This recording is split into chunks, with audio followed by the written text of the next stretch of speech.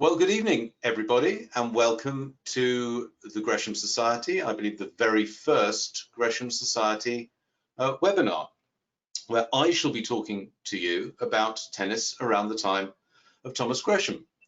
You can see one other person with me, and that one other person is not Professor Tim Connell, who is usually the person who will introduce these things. I'm introducing myself, but my friend and colleague, Mike Wardle, has very kindly agreed to host the question and answer session after my 20 to 25 minute talk, mainly because we think Tim Connell didn't have the balls to take on the gig. So with that very healthy and friendly pun, thanks very much, Mike, for agreeing to do this. I just want to explain to you how you can ask questions during this talk. You have a panel on GoToWebinar with a question button, and that is the way to send your questions in to Mike, who will farm the questions. Some will probably come up more than once, and will then ask me the questions at the end of the webinar. Please do not ask questions by email. If you're in touch with us by email in the background, we will get your questions afterwards, and if you do it that way, I will try to answer your questions afterwards, but we won't see any emails during the webinar. Basically, the only way you can get a question to us now that we're locked inside this bubble that is GoToWebinar is to send the questions through the question button in GoTo. So without further ado, and thanks again to Mike, I shall crack on with the webinar. So in 1561, Thomas Gresham, while residing in Antwerp, provided bridging finance to a young travelling spendthrift, Thomas Cecil, William Cecil's son, who had been living beyond his means in Paris. A few months later, Thomas Cecil and his travelling tutor, Thomas Windebank, took sanctuary under Thomas Gresham's roof in Antwerp. It seems likely that one of the young Cecil's dalliances in Paris had required the dynamic duo to move on from Paris in a hurry. "I see in the end," said the disapproving father in a letter to Windebank on the 4th of November 1561, "my son shall come home like a spending sot, meet to keep a tennis court." This reference is to be found in J.W. Burgon's monumental 1839 two-volume Life and Times of Sir Thomas Gresham, and it seems to be the only mention of tennis to be found in any biography of Thomas Gresham to date. Tennis does not seem to have been a big thing to Thomas Gresham, but it was a very big thing to the Cecil family, and it was a big thing in Tudor times. So why did William Cecil, who was such a massive tennis fan, he even built a tennis court at his house on the Strand, writes in such disparaging tones about tennis in this context? And how on earth did this minor Cecil family intergenerational gripe find its way some 40 years later into a subplot of Hamlet? It's my intention this evening to use this tiny fragment from Thomas Gresham's life as a MacGuffin, or a plot device, to describe tennis and the colourful characters that populated the game around the time of Thomas Gresham. Now, humans have played ball games with implements since the very dawn of civilization. The Epic of Gilgamesh, which was written some 4,000 years ago, uses stick and ball games as plot devices, more than once as it happens. But the game that we call tennis emerged in medieval times, around the 12th century, probably initially in French monastery courtyards and subsequently in noble courts. It's known as jeu de paume in France. And this walled, galleried courtyard game, played with hard balls, became known as tennis in England. Today we call the game real tennis to distinguish it from the modern 19th century game played with vulcanized rubber balls on open courts of grass, clay, etc. Now, real tennis is often referred to as a sport of kings, and there's documentary evidence of tennis as a royal pursuit from the early 14th century. Tennis's first star, for all the wrong reasons, was Louis X of France, known as Louis the Quarrelsome. Now, Philip IV, who was Louis's dad, bought the Tour de Nesle in 1308 and had a covered tennis court built within. While Philip was clearly keen on the game, there is no evidence that he played. It is said that the fashion for covered courts emanated from young Louis's love of the game. That love also perhaps proved to be Louis's undoing. Just a couple of years after succeeding to the French throne, Louis X died, aged 26, apparently after playing an especially rigorous game of tennis at Vincennes in 1316. Louis X thus became the earliest named tennis player in history. There are three characteristics about Renaissance tennis that might seem alien to lovers of the modern variety of the sport that are vital to understanding what it was about in the time of Thomas Gresham. Firstly, it was originally played with the hand, hence the name jeu de paume, but around 1500, the use of the racket was emerging, the racket becoming ubiquitous within 100 to 150 years of then. Secondly, the game was a wagering game. If the players were of uneven quality, odds or handicapping would be deployed, such that the stakes would be an even bet. Odds might be deployed through the scoring, the lesser player being given points, through the cramping of the better player, through restricting their use of the court, for example, banning certain targets, galleries, or walls, or a mixture of those handicaps. We still use handicapping today in real tennis for all but the top level competitions. The third point is that noble folk and monarchs tended to become very fond of the game for themselves, for their sort, while taking great pains to prohibit lesser folk from the playing of tennis or such sports. Here is an extract from an 1801 book by Joseph Strutt, The Sports and Pastimes of the People of England. During the reign of Charles V, France, palm play, which may properly enough be denominated by hand tennis, was exceedingly fashionable in France, being played by the nobility for large sums of money. And when they had lost all that they had about them, they would sometimes pledge a part of their wearing apparel, rather than give up the pursuit of the game. The Duke of Burgundy, according to an old historian, having lost 60 francs at palm play with the Duke of Bourbon, Monsieur William de Lyon, and Monsieur Guy de la Trémouille, and not having enough money about him to pay them, gave his girdle as a pledge for the remainder, and shortly afterwards he left the same girdle with the Comte d'Eu for 80 francs, which he'd also lost at tennis.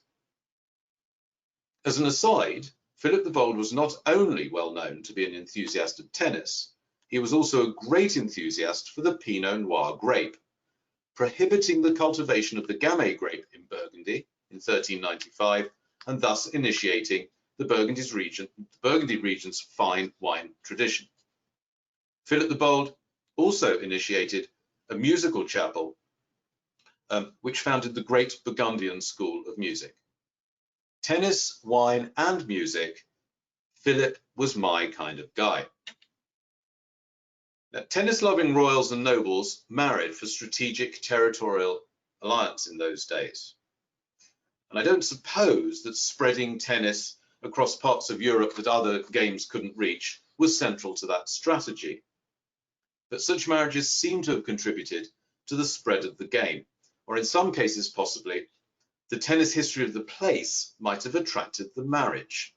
For example, Philip the Bold married Margaret III of Flanders, which explains why Cambrai, now in northern France, then in Flanders, became the centre of the Burgundian school of music. But Cambrai was already famous for medieval tennis, as illustrated in a beautiful Cambrai Book of Hours from around 1300, which can be examined in full online and depicts many scenes from regular life, including several pictures depicting games of jeu de paume, or the long paume variety of the game. This is one example on the screen at the moment. It is absolutely beautiful. Those of you who like delving into old manuscripts, wherever the manuscript is available online, the online transcript of this talk, I put links through to the open source sites that have those transcripts. And if you're anything like me, you will spend many happy minutes or maybe even happy hours wading through some of the documents, if you like reading old manuscripts, or if you like looking at the pictures like these. This book has dozens and dozens of beautiful pictures of this kind.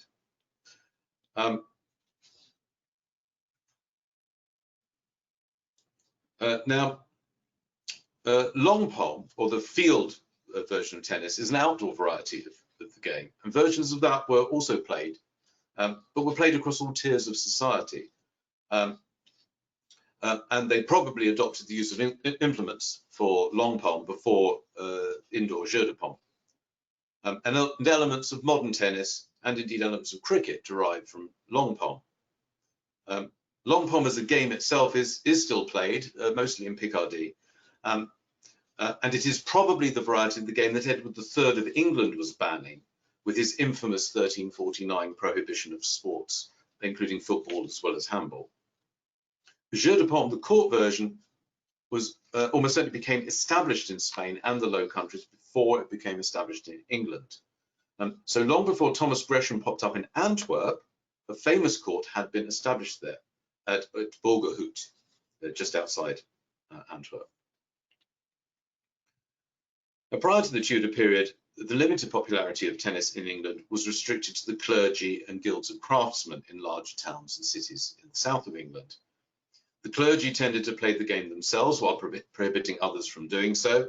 And it is really only for that reason that we have some written evidence of the game in England at that time.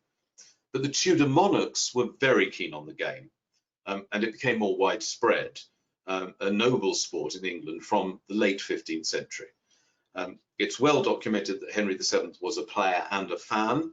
He liked to wager on his games, and his substantial losses are well documented in royal accounting documents, as are those of his more famously tennis-keen son, Henry VIII.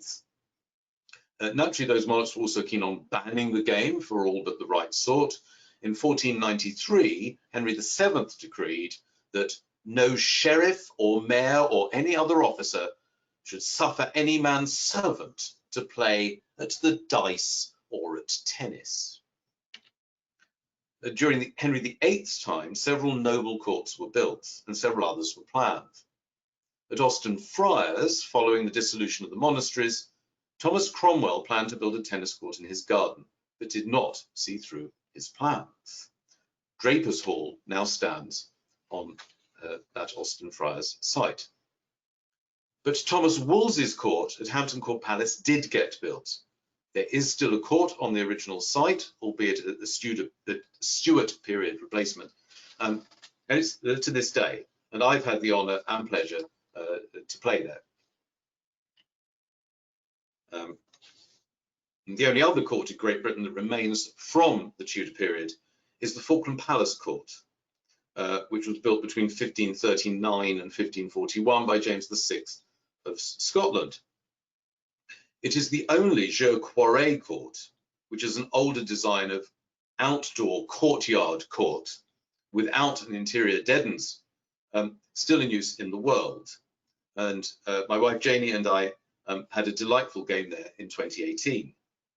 And believe it or not, I succeeded in hitting the ball through one of those small portholes known as loons, which I achieved more by luck than judgment, I assure you, in the course of our match. Some say that such a shot merits just 1 point, others say that it completes a game, and yet others say that it determines the entire match. Needless to say, the four of us who played that day debated that matter at great length in a neighbouring hostelry after the match. But talking of eyewitness accounts of tennis matches, there is a fascinating report by one of Henry VII's attendants of a visit to Windsor Castle by Philip the Handsome, another Duke of Burgundy, and he was also the King of Castile, and his queen, Joanna the Mad of Castile. That was in early 1506. I'll read the quote. The Saturday, the 7th of February, both kings went to the tennis plays, and in the upper gallery there was laid 2 cushions of cloth of gold for the 2 kings, where played my Lord Marquis of Dorset, the Lord Howard, and 2 other knights together. And after the King of Castile had seen them play a while, he made party with the Lord Marquis, and then played the King of Castile with the Lord Marquis of Dorset, and the king looked on them. The King of Castile played with the racket, and gave the Lord Marquis 15. And after that he applied his pleasure, and arrayed himself again. It was almost night, and so both kings returned again to their lodgings. Now there's lots of interesting stuff in that eyewitness account. That early 16th century period was a period of transition between hand play and racket play at tennis. Most scholars agree that the racket came into use around 1500. So the handicap described as the King of Castile playing with a racket and the Marquis of Dorset playing with his hand while receiving 15, i.e. starting each game 15 love up. Now personally in that circumstance I would prefer the racket, but perhaps the Marquis was a very handy player. Sadly, that written account doesn't tell us who won the match, but the story doesn't end brilliantly well for the visiting monarch, who in reality was more of a hostage than a guest of Henry VII. Philip signed some helpful treaties and trade deals to help bring his visit to an amicable conclusion. But still, within a few months, Philip the Handsome died in Spain, probably poisoned or assassinated there. And this made Joanna the Mad even more distraught than usual, apparently. Thomas Grey, the Marquis of Dorset, who as a youngster had been a ward of Henry VII, was by 1508 sent to the Tower as a suspected conspirator against the king. Only the accession of Henry VIII the following year saved Grey, who had a decent run as a high-ranking courtier after that narrow escape. His granddaughter, Lady Jane Grey, was not so lucky, famously the 9-day queen. Coincidentally, one of his other granddaughters, Mary Grey, pops up as a house guest for Thomas Gresham in 1569, thanks to William Cecil again, a perennial supplier of house guests to Thomas Gresham. A politically sensitive and expensive guest, Mary Grey stayed with the Greshams, much to their chagrin, until 1573, by which time Sir William Cecil had become Lord Burleigh. William Cecil was a contemporary of Thomas Gresham. The two worked well together on matters of state and commerce from the early 1550s onwards. Cecil became Elizabeth's Secretary of State in 1558. By 1560, he was ensconced in Cecil House on the Strand, on the site that is now the Strand Palace Hotel and the Lyceum Theatre. Cecil House had a tennis court designed by Henry Hawthorne, the royal architect. It was, by all accounts, quite a small court, with unequal lengths of penthouse along both side walls. It might have been used for hand tennis more than racket tennis. By that time, the prohibition of sports, such as tennis, had been clarified through several of Henry VIII's statutes. Noblemen and those with an annual income of £100 or more were permitted to possess a tennis court on their own property. Henry VIII's 1541 statute included a system of licensing for public tennis courts and bowling alleys. Mary I abolished such licenses in 1555. And Queen Elizabeth reintroduced a system of licensing for tennis courts around about 1567. So when William Cecil vented in 1561 that his son Thomas was meet to keep a tennis court, made to keep a tennis court, fit to keep a tennis court, he was not talking about the dignified tennis court that graced Cecil House. He was referring to the barely reputable or even disreputable places, they were more or less gambling dens, frequented by idle and misruled persons, as the Mary Prohibition statute described them. William Cecil was an intriguing and important character during the second half of the Tudor period. Unfortunately for us, he had a tendency to keep everything and to insist on his correspondence being kept, which is why we have such a rich treasure trove of material on his life and those around him, such as Thomas Gresham. Another fascinating character who entered and stayed in William Cecil's orbit for many decades was Michelangelo Florio, an Italian pastor who converted to Lutheranism and escaped execution in Rome by the skin of his teeth around 1550. William Cecil helped establish Michelangelo Florio in London, where he became pastor to the Italian Reformed Church in the City of London and chaplain to Lady Jane Grey. On this occasion, William Cecil himself gave his guest house room, which led, rumour has it, to a scandalous affair with one of Cecil's servants, which resulted in Florio's marriage to the servant and the birth of a more famous Renaissance humanist, John Florio, depicted here. Soon after John's birth, Lady Jane Grey became the 9-day Queen, succeeded by the Catholic Queen Mary, at which point London was not really the place for a firebrand Italian Lutheran pastor and his family. In the early 1570s, John Florio, steeped in a humanist education in Europe, returned to England. Around 1578, William Cecil, by then Lord Burleigh, sponsored John to study at Oxford, where he excelled, and the rest is history. Florio wrote several wonderful works and translated many others, not least Michel de Montaigne's essays, very popular at the moment. Florio's own works include First Fruits and Second Fruits, which are basically primers in the English and Italian languages.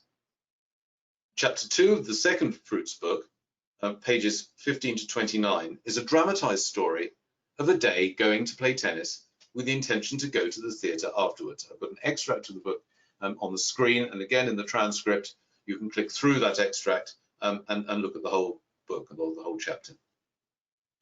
The character H in this dramatized story, incidentally, is almost certainly a character based on Florio's pupil at the time, Henry Wriothesley, who was the 3rd Earl of Southampton. There's a good deal of insight into Tudor tennis in that little drama, which is a fascinating and amusing read. But Shakespeare, it isn't. However, there are those who believe that John Florio was Shakespeare. I think those people are mistaken, but I do believe that Shakespeare probably met John Florio through their mutual patron, the Earl of Southampton, depicted, or at the very least, Shakespeare will have read several of Florio's books, not least the Fruits books and the Montaigne translations.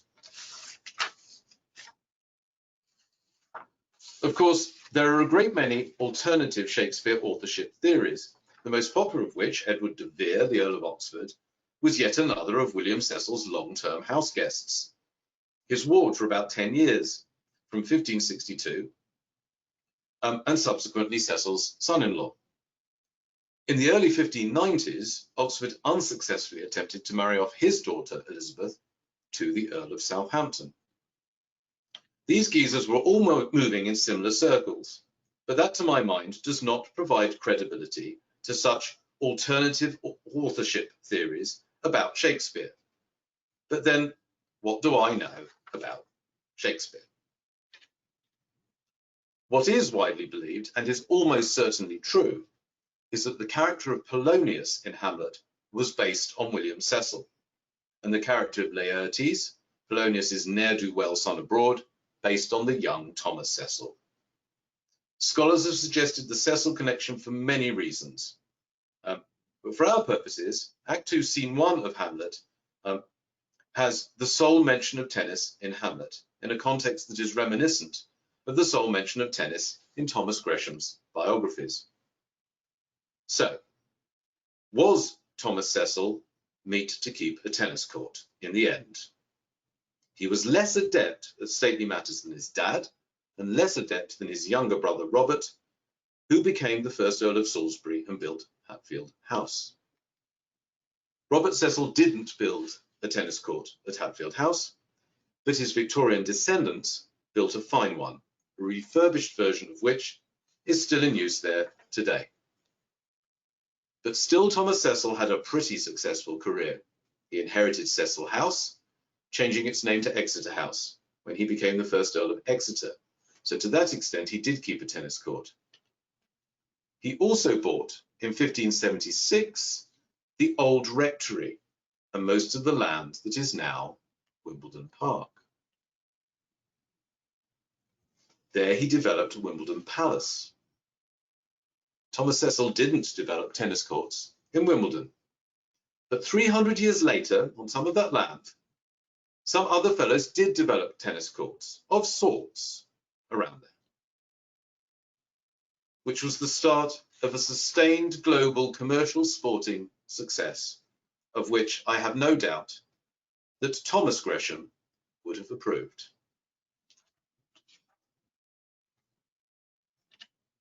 Time for questions.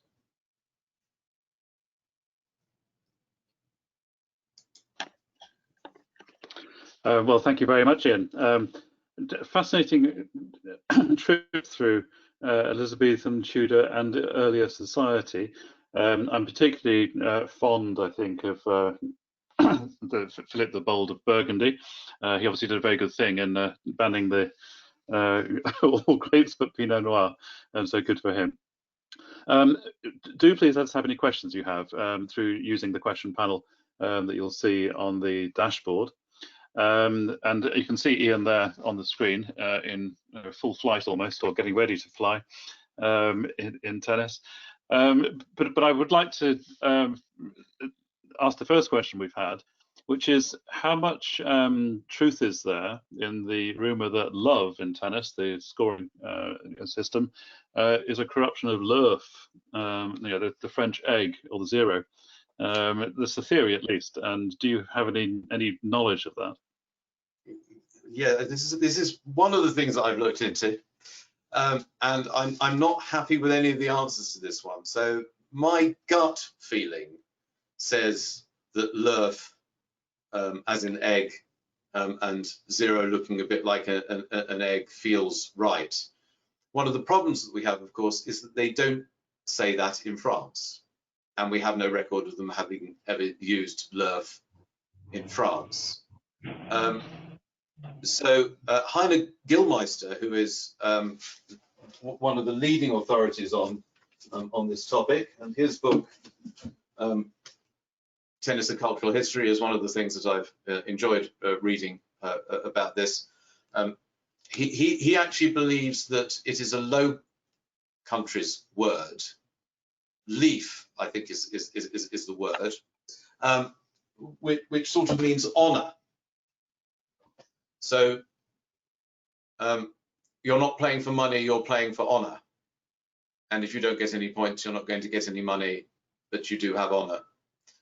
I'm not wholly convinced, but he's the linguist who's taken an interest in history, and I'm the amateur. And he seems to think that that is a more credible answer. But we don't really have any documentary evidence around that. We have a lot more documentary evidence around around the scoring system of 1530-45. Well, it's good you should mention that, because the first question was from Valerie Shrimplin. The next question indeed from Mike Dudgeon. First of all, is real tennis scoring the same as lawn tennis, 1530-40 game? And do we know where that scoring system comes from, rather than just counting points 1, 2, 3, 4? I'm glad you asked that question. Thank you, Mike. The scoring system of 1530-45 is from real tennis, and there is quite a long and slightly argumentative history to it being used in lawn tennis. And I have actually documented all of this in a few blog pieces that are there and available to everybody. So when you get to, all of you who are here will get a copy of the transcript emailed to you in a day or so's time. It will be up on my blog, as well, the transcript of today's session. And the first bit of further reading that's in there are the 4 blog pieces that I've written on the subject generally. And the first of them talks about the scoring system for real tennis and how old it might be. And the answer is that the use of 1530-45-60 is really lost in the mist of time. So people were asking that question in the earliest recorded documents about tennis that we have in the 16th century. In the middle of the 16th century, we have documents that say, why do we use 15, 30, 45? And the answer is, we don't know. It's lost in the mists of time. So it really is very, very old indeed. And we can speculate until we're blue in the face about it. My personal view, and there are loads of theories as to where it comes from. Most of the theories are bunkum. So people say it's the use of the clock face, but they didn't have clock faces back then. So people might have used clock faces as scoring devices subsequently, but clock faces came later with 1535 on them. What we do know, back in the mists of time, and that I referenced the Epic of Gilgamesh right at the start of my talk,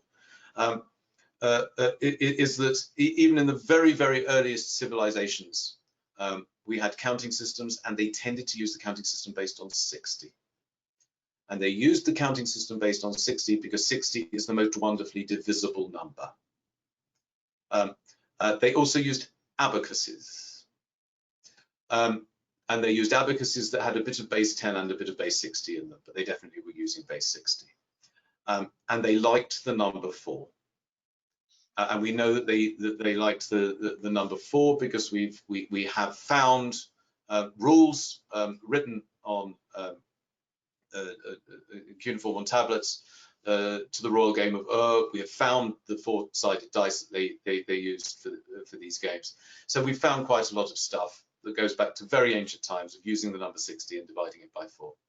So not suggesting that they played tennis, but it might well be that bat and ball games, which they were definitely playing back then because it's in the Epic of Gilgamesh, were using this style of numbering at the very, very dawn of civilization. Medieval people latched onto to these things quite a lot. The Greeks latched onto it, of course, for geometry. And medieval people used base 60 quite a lot as well.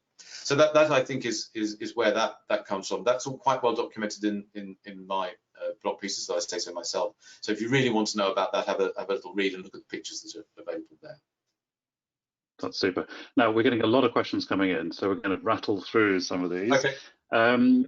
So a question from Tim Connell. Did Tudor players form any kind of league, and how did they meet up?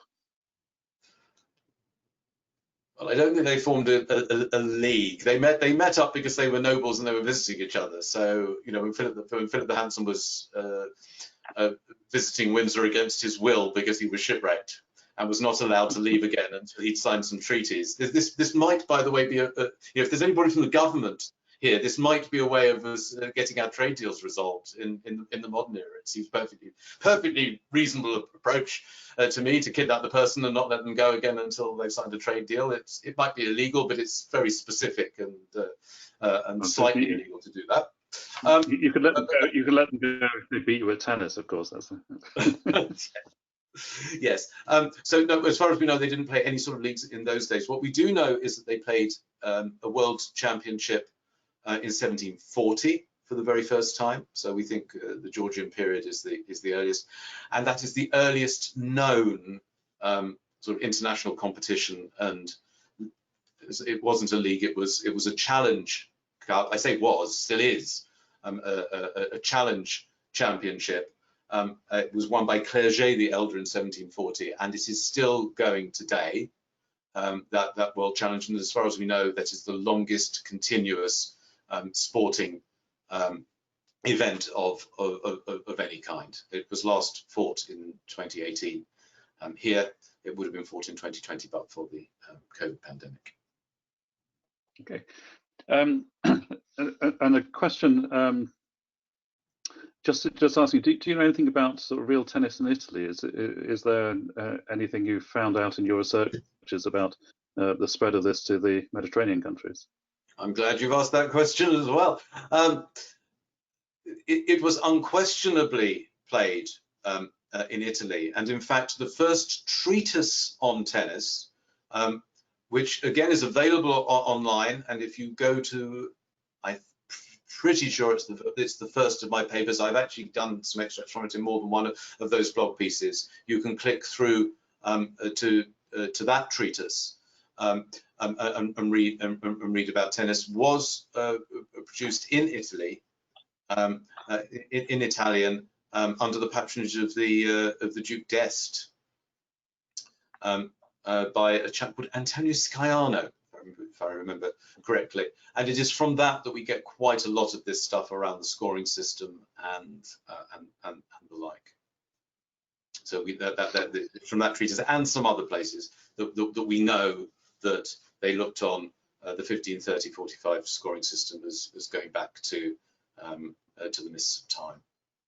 And that was written around about 1550. So they were unquestionably playing it there. We're pretty sure it started in France, and that the spread of French monarchs and Burgundians into the Habsburg spread led to a spread of the game throughout Europe. It was definitely played in Germany in the mid 16th century as well, but basically it was being played throughout Europe.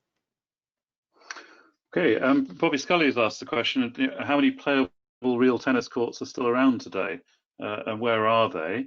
And a follow-up and question to that is, why do we think that it isn't as widespread as other racket sports such as squash? Because actually there are a lot of similarities in terms of the way it's organised and the space you need to play. Okay, it's quite different in terms of the way that the space that you need to play compared with squash. So to answer the first part of the question, there are about 50 throughout the world. The number doesn't change all that much. There are quite a few abandoned courts that you can go and visit and have a look at. But in terms of courts that still play, there are about 50 of them. You can go online and just see a list of all of them. I mean, it's very well documented. The only Jeu de Quarret court that still plays is Falcon Palace. The rest that still play are all Jeu de Dedans courts. And we have, I will try to get this right. I think there are about 10 in the USA. I think there are half a dozen in Australia, 4 or 5 in France. There's one that's just about to reopen, I think, in Bordeaux, and the rest are all in the UK. The vast majority are in the UK. They are large, so they're not all the same size. But a real tennis court is about the size of a doubles court of lawn tennis, and that needs a heck of a lot more space than a squash court. So, take for example the court that was built at the Harbour Club in Chelsea, was popular for a while. They decided that commercially it just didn't make sense for them to have one real tennis court there, and I think they converted it into a few squash courts. And it is down to expense. The balls are made by hand. They're solid and they're made by hand. So it's a game that needs a great deal of curating. So it's not a game where you could make it commercially viable to set up a court and have a paper play for a tenner an hour. It just doesn't work like that. It's quite an expensive hobby. It probably would have been cheaper for me to become addicted to cocaine. But this is probably healthier. A question from Graham Elliott, who references Shakespeare. In Henry V, there's a reference to the Dauphin's gift of tennis balls, taken to indicate scorn. And he asks, is this a reference to Prince Hal in the Tavern Society, or the more effete royal sport of a lazy prince? Well, hard to tell. He's got that Agincourt.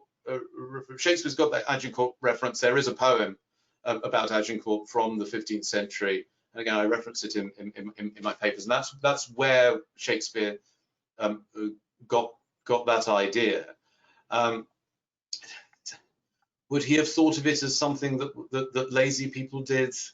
Maybe yes. I think maybe yes. I mean, if Shakespeare was sitting around having a few beers with John Fleur and the Earl of Southampton, hearing about William Cecil's son and how it drove William Cecil to distraction and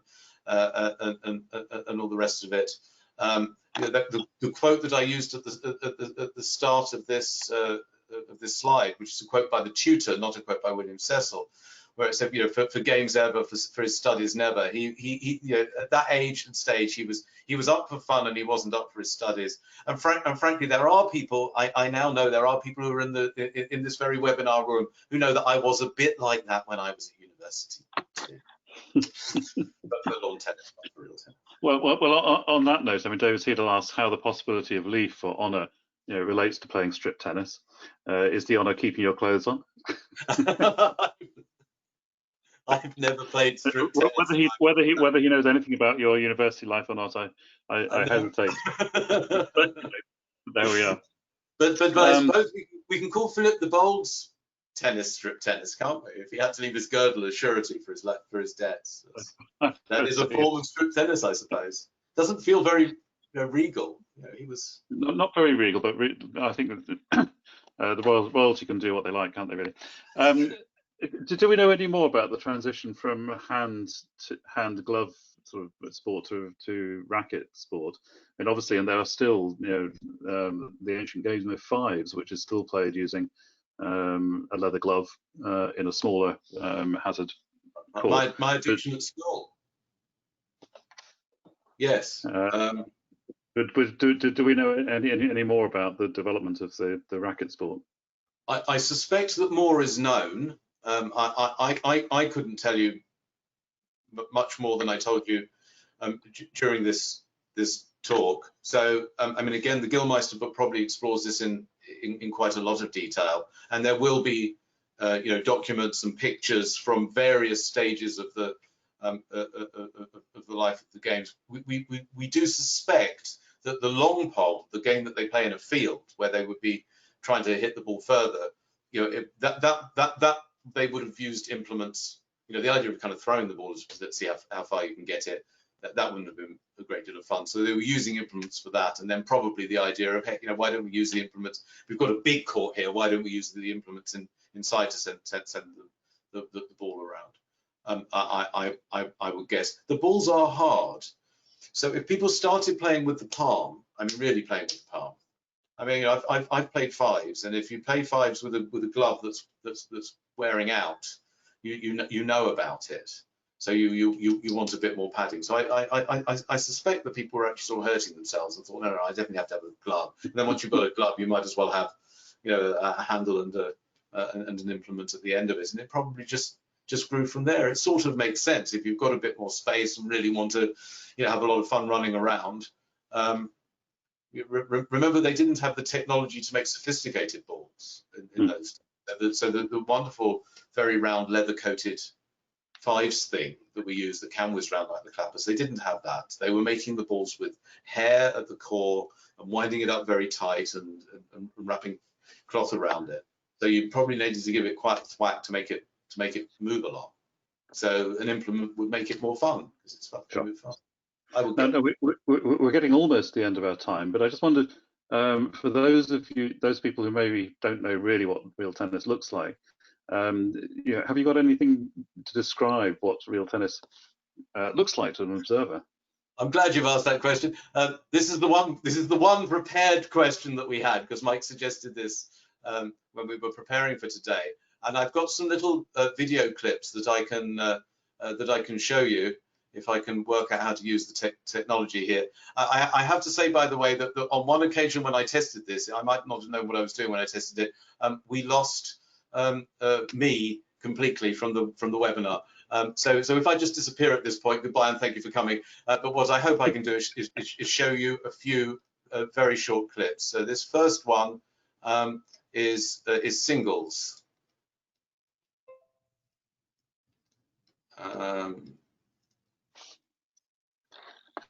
Is that there? It's coming, I think. Is it now?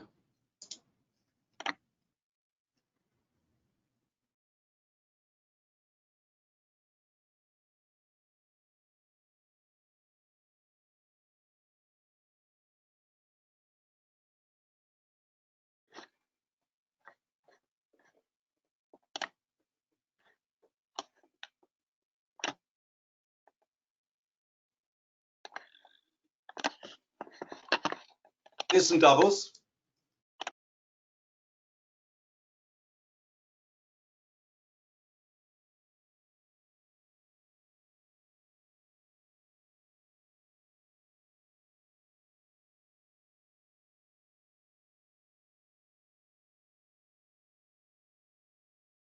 Right, and finally, because that was me, in case you didn't realize it, I'll show you the people who last contested the World Championship that's been going on since 1740. So I'll show you how it's really supposed to be done. This is Rob Fay and Camden Riviere playing some extraordinary stuff.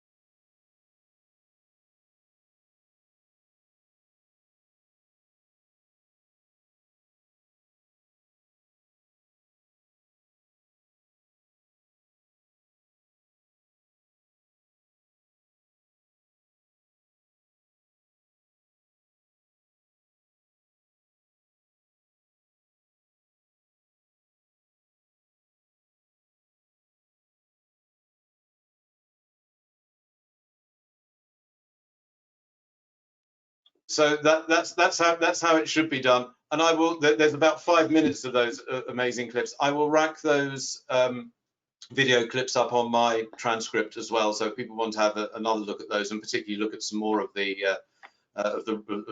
real tennis players playing, you can have a look at that. It's quite extraordinary, and it is absolutely extraordinary to watch it live, sitting in one of those galleries. Well, thank you so much, Ian. We have really run out of time, but there's a number of questions that we haven't managed to get to. So, for example, Mike Dodgen's asked, about, is there a relationship with lacrosse? Edward Brindle notes it looks a bit like a marketplace. Was there any knowledge about the origins of the shape of the court? William Joseph comments that when Vienna Accountants Gresham Society, it's bound to be eclectic, informative, and off the wall. Asking if there's another of these in the wings, and we're looking forward to that.